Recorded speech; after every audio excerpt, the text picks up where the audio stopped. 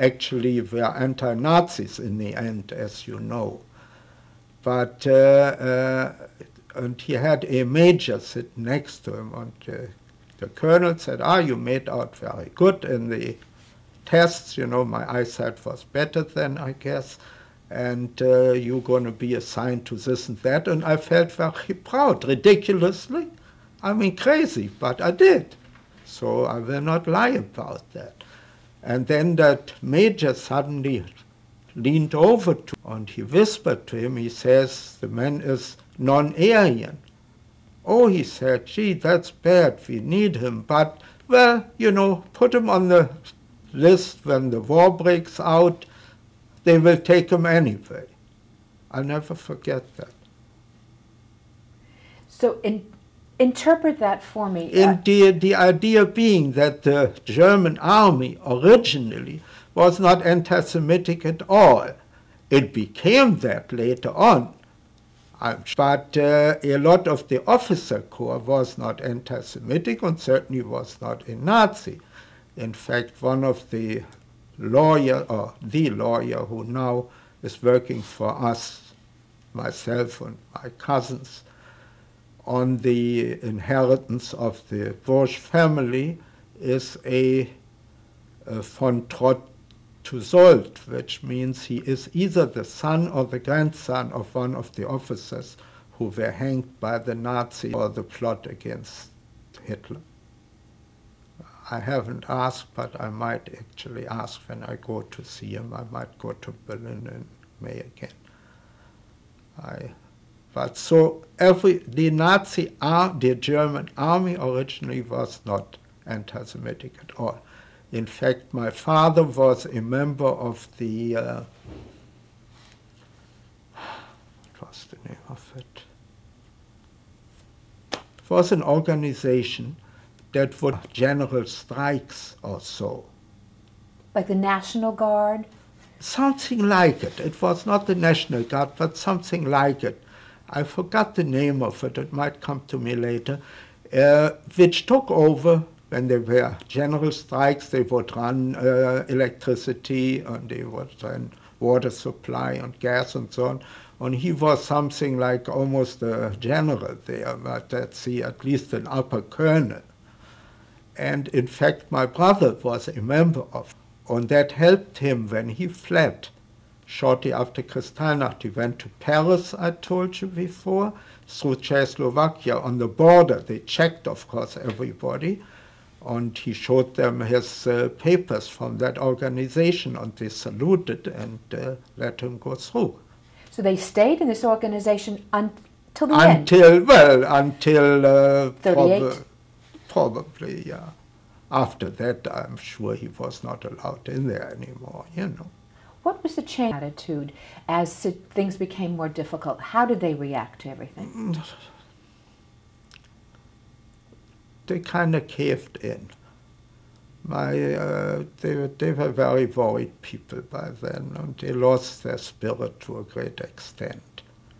They had been, you see, we had the big house and everything, but you really were like in a golden cage by now. It wasn't even golden anymore in the end.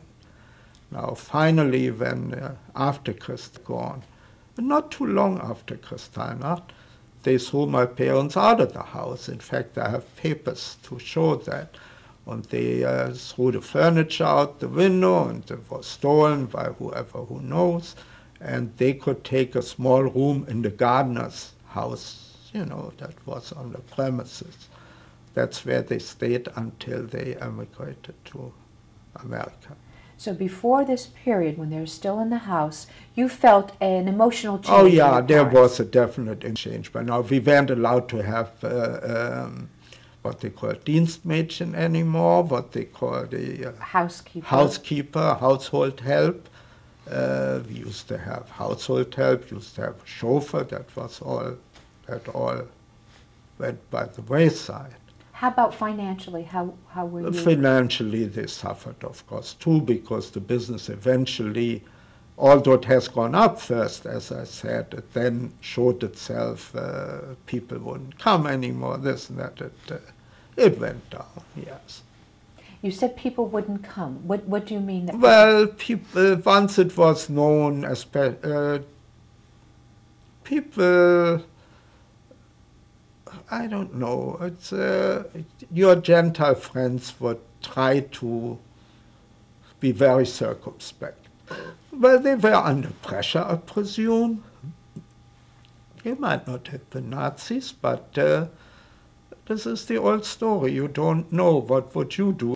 Here, by the grace of God, goes I, you know. What would you do? Who knows? So that you were... Not everybody is an absolute hero or martyr. So you were running the shop with your brother, your father. Yeah.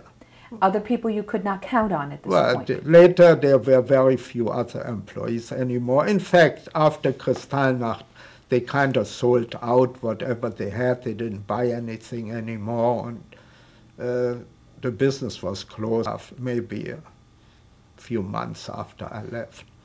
Now, my brother, now you want to hear the story during Kristallnacht? Before the actual situation in Kristallnacht, that night, where were you? Okay, that I remember vividly, so I tried to forget it, but that was maybe the only time I was in any danger, really.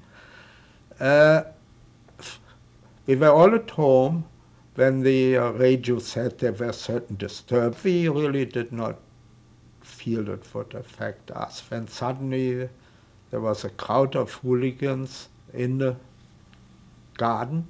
They broke down the garden door and they rang the bell to open up. Of course, we didn't do that. It was very sturdy, one of these old wooden doors. You could kill somebody with it. So they tried to ram it open with wooden planks. And before they got through, one of us, I think it was my brother, thought of calling the police in Teltow, which was the nearest town. And these people, as I said, they were kind of Schindler-likes. They were not Nazis at all. They knew us from childhood. They must have known, 100% they knew. But they sent immediately a squad car down. And when the squad car came down, they told them, well, you know, you have no official... they didn't have official orders. They just took it for granted to storm the house. And they sent them home.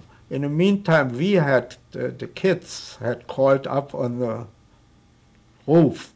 Now, my parents were downstairs, the kids were up on the roof. They would have found us anyway, but we did. Anyway, we came down, and my brother gave the police, they asked us, do you have any weapons? Yes, we had a pistol for which we had a permit. And we gave the police a pistol, came to row us later. Anyway, they sent the Nazis home. We were not hurt, so it was a lot of mess, but did not get hurt.